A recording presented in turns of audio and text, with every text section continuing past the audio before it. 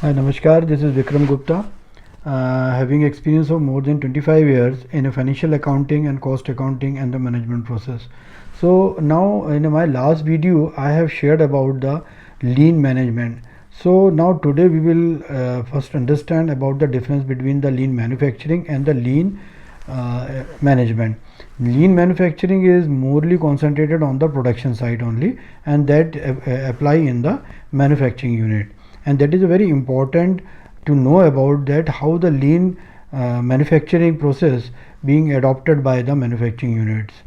That is like when you go to the production to, so from the procurement of the raw material to the finishing the final product, you need to understand that there is a process which need to be controlled by the management, and to control that system at each point and put some checkpoint at each point where you can avoid the wastage of the raw material, of the labor, of the money, of the efficiency, and produce your product as early as possible to the market, so that market can respond accordingly and you can inculcate whatever the required changes to be made into your product. That is the complete the lean manufacturing process.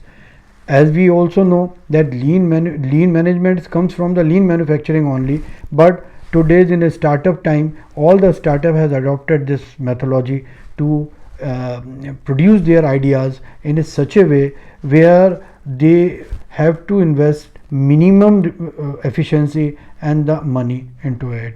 So that is the lean management. So lean management start from your idea to give the customers opportunity to understand your services, what services you are going to bring into the market, and at the same time through the your feedback loop you could understand what is a customer's need today, because yesterday is the past, today is present. So what at the time of implementing your services, what a customers is responding on your things, and then accordingly you made the changes, again you put into the market, again you made the changes, improvise it, and again the put.